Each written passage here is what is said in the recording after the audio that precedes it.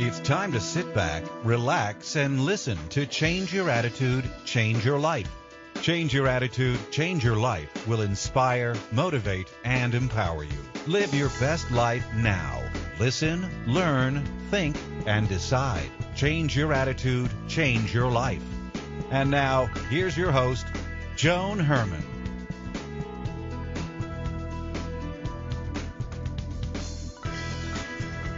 Welcome to Change Your Attitude, Change Your Life. I'm Joan Herman. Thanks for tuning in. Change Your Attitude, Change Your Life brings you interviews with some of the most inspirational and influential people in the world. It's our goal to educate and empower you so you can live your best life now. Thank you for taking time for yourself, and thank you for letting us be a part of your life. We have another great show for you today.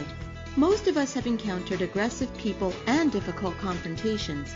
When faced with anger, we tend to react emotionally, either withdrawing or responding with matched aggression. Today's guest, Douglas Noll, believes that neither approach brings peace and understanding. He's here to explain how to successfully and efficiently calm an angry person or diffuse a situation. Doug is an internationally recognized mediator and peacemaker who specializes in difficult conflicts. He's the author of De-Escalate, How to Calm an Angry Person in 90 Seconds or Less.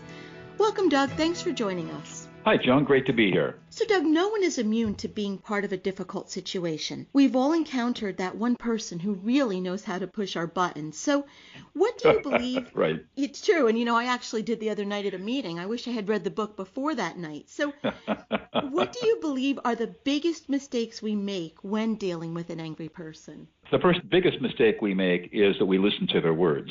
Mm-hmm. And when we listen to their words, because that's what we're trained to do from the time we're small children, their words trigger us. We become immediately reactive and either defensive or aggressive, as you said, ourselves. And now we're sucked into the conflict vortex, and we have no ability, or let me just say, very limited ability to get ourselves out.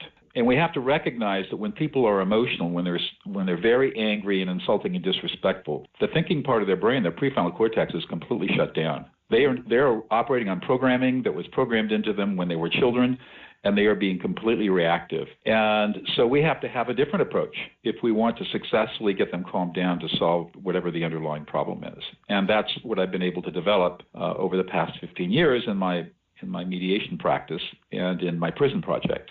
So, and that's the secret. The secret is learning not to listen to the words.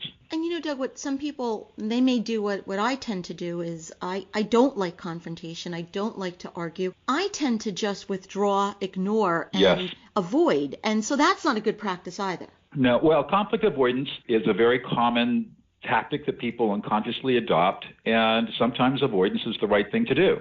Sometimes it's not. But avoiding conflict in all cases is disempowering, because that's how bullies basically get their way. Right. Or that's how disrespectful people get their way, and that's not right or just or fair. Nor is it moral, nor is it polite. So we have to be able to have the skills that when we decide that we have to really calm somebody down to get to a problem, we have to have that skill set. So conflict avoidance is a tool, aggression is a tool, violence is a tool, and de-escalation is a tool. And which tool you want to use in any given moment is going to be determined by context and the situation and your own particular needs in that moment. So just recognize that these are all tools, and the more tools we have in our box, the better equipped we are to deal with these very difficult situations, particularly angry, disrespectful, and insulting people. So, Doug, let's talk about your process. What are the 3 essential steps? Step number 1, ignore the words. We've been trained from the time we started speaking, and even before then, to listen to the words because we're taught that the words have meaning. But in this situation, for this 90 seconds, those words mean nothing, so ignore them. Because if you listen to the words, they're going to trigger you, and you're going to get in trouble. So just ignore the words completely. Okay. Step number 2, pay attention to the emotional experience of the speaker. And that means that you're going to be looking for all the emotions that are there. Because typically when somebody is enraged or angry or insulting, there is more than one emotion. Emotions come in complexes. They come in patterns and groups. There's never just anger, for example. So you're going to be looking for anger. You're going to be looking for somebody feeling disrespected. You're going to be looking for sadness, fear, anxiety, grief, shame, guilt, and then way down low, deep, a sense of being unloved and abandoned. And all these things are all happening all at once. But it's all being presented, let's say, through an intense emotion such as anger. So you're going to guess at the emotions. And then the last step, which is the counterintuitive part of all of this, is that we're going to reflect back the emotions we're guessing at. We're going to reflect them back to the speaker using a very simple use statement. So I would say, hey, Joan, you're really angry right now. You're really frustrated. You feel completely disrespected and unsupported. You feel like you've been treated really unfairly, and you're a little bit anxious about what's going to happen, and you have a lot of sadness and grief that you seem to be all alone in the world. Mm-hmm. So by doing that, Doug, you're acknowledging that you're understanding how the other person's feeling. You're not battling them. You're validating them. Exactly correct. And what brain science shows us, especially through a 2007 study by Matthew Lieberman at UCLA, is that when people get very emotional, their prefrontal cortex shuts down. When we label back their emotions to them, we give them back their emotions, reflect them back in these very simple use statements. We're literally lending them our prefrontal cortex so that they can process the emotional experience. And what the scanning studies show is that when we do this, the emotional centers of the brain immediately quiet down. I mean, it's almost instantaneous. And it works every single time because our brains are hardwired for this. So that's why this skill is so powerful and so effective, because it's working with the brain, not against the brain. Mm-hmm. It's working with how the brain is hardwired to receive information in this moment. So, Doug, we ignore the words, we guess at the emotions, and we reflect the emotions back. What happens next? It depends. Two things can happen. Well, a couple of things can happen. First, if you are successful the first time through, in other words, the person, whatever it is, you're successful and you de-escalate, you're going to see 4 unconscious reactions. Again, this is outside of consciousness. People don't even know they do it. 1, they're going to nod their head affirmatively up and down. 2, they're going to give some kind of verbal response like, yeah, exactly, that's exactly how I feel. They might even shout it out, right? Okay. 3, there's going to be a dropping of the shoulders. And 4, there's going to be a big sigh of relief. And they won't even know they're doing it. You're watching for those 4 unconscious reactions. When you hit those reactions, you know that you're getting them de-escalated. If they persist in yelling and screaming and doing whatever they want, you just stay with them. Follow them like a horse and just keep reflecting back the emotions. And you may have to reflect back the same emotion over and over again. You're really angry. You're really frustrated. Man, you are really enraged. Man, you are really hot and angry. You just have to keep with them, and eventually it will penetrate. Now, after 90 seconds, if you're not getting anywhere, this is not the time. Back off and say, hey, you need. Let's just take a pause and take a walk and take a deep breath, and hopefully, and then come at it again in 5 or 10 or 15 minutes. But typically, you can de-escalate somebody in 30 to 45 seconds.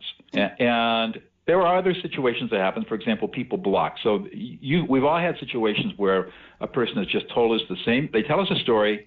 They're really emotional about it. They get to the end and then rewind and tell us exactly the same words and do it all again. That's called blocking. Mm-hmm. Typically, that means we haven't touched deep enough in the emotions. And that's when we're going to get into sadness and grief and being unloved and feeling abandoned and that sort of thing. So it just means you got to go deeper. So there's a lot that has to go on in a short period of time. You need to try to understand what's going on with the other person and remove your ego from the equation. That's right. Well, it happens automatically. That is removing the ego, and that's a really cool thing that happens. The benefit to the speaker is that you get them calmed down, but there are huge benefits to you as the listener. The first is that you're completely empowered, and when you're focusing on their emotions, there's no room in your existence to get triggered by their words. So you feel completely empowered, centered, in control. You feel no anxiety. I mean, it's amazing how quiet you stay inside yourself in the face of this hurricane of words that are coming at you. The second thing that happens, which is even more remarkable, is that for the time that you're actually reflecting back the emotions, your ego dissolves. And you've experienced this transcendental oneness with the other person. It's the most bizarre experience, and it lasts for about 15 or 20 seconds, but it happens every single time. So the practice almost becomes a spiritual practice, mm-hmm. in that your ego is dissolving, and all of a sudden you feel like, you're just this being out there doing this stuff, and there's no ego involvement at all.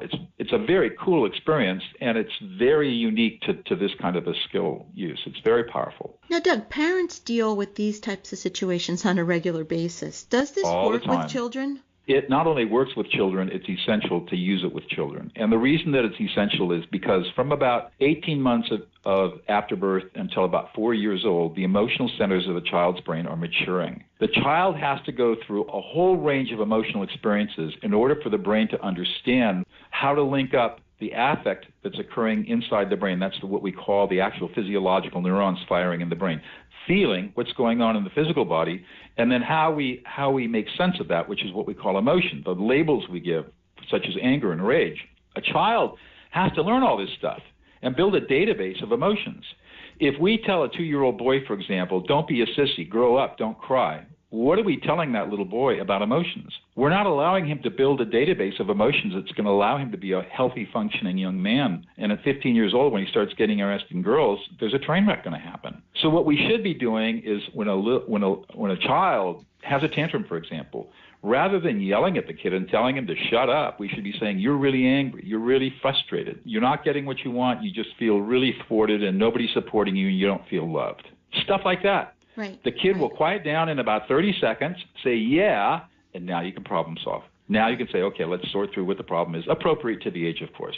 It's brilliant with children, and I submit that if parents did this with their kids, they would be teaching children emotional intelligence at a very young age, and their kids are going to be so much happier by the time they get to school age. It's amazing. And I think, Doug, a lot of the problem with communication is people just don't listen to each other. We're so worried about the next thing that we're going to say that we don't even know what the other person is trying to convey to us.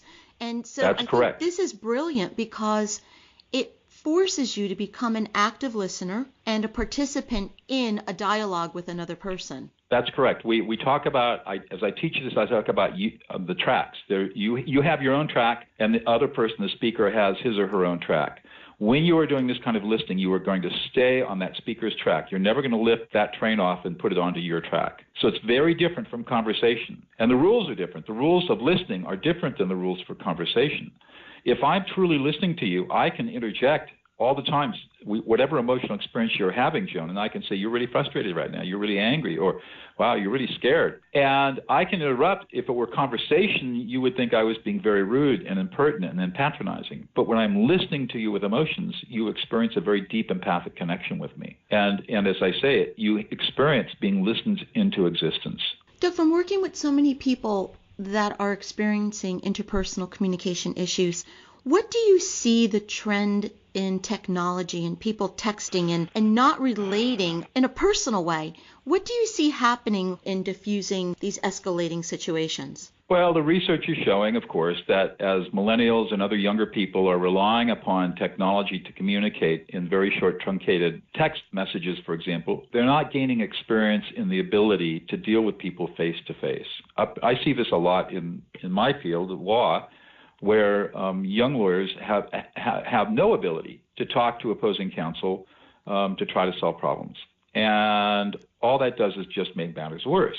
So the whole object of what I'm trying to do here is to teach people that there is a definite skill to listening to emotions, that when you use this skill, it's not scary, it's not frightening, it's extremely effective, and you stay in your power the whole time you're doing this, and you're going to get a lot better results out of this particular situation and in life in general if you simply take the time to do this. That's difficult to sell to people who are scared of emotions because they've been trained from the age of 18 months that emotions are bad. But we have to start thinking this way because we see the anger in our culture right now, in our society. And it isn't, the leadership of our country is not, they're not our role models right now for peaceful, civil, respectful behavior. The role models have to come from us. And so we all have the burden now and the responsibility for learning new ways of being with each other. The book is De-Escalate, How to Calm an Angry Person in 90 Seconds or Less by Douglas Noll. If you would like to get more information about the book or Doug and his work, you can visit DougNoll.com. That's N-O-L-L, DougNoll.com. Doug, thank you so much for being here with us. As I said, I wish I had read this book before I was in a meeting the other evening, but I'm really glad that I have now because, you've given me tools that can change my life and so many others. And I hope everyone will get a copy of the book, De-Escalate. It really will make an impact on your relationship. So thank you. Thanks, Joan. Thanks for having me on the show. This is Change Your Attitude, Change Your Life. Stay with us. We'll be right back.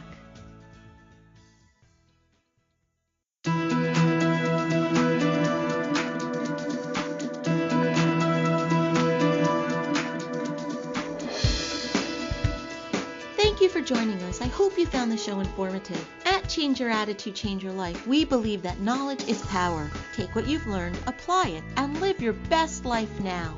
Remember that the information provided are the opinions of our guests and should never replace the advice of a professional who knows your personal situation. If you'd like more information, visit our website, CYACYL.com. While on the site, listen to past shows on demand, read our digital magazine, take part in the book club, check out our team, and be sure to follow the show on social media. Until next time, this is Joan Herman. Thanks for tuning in.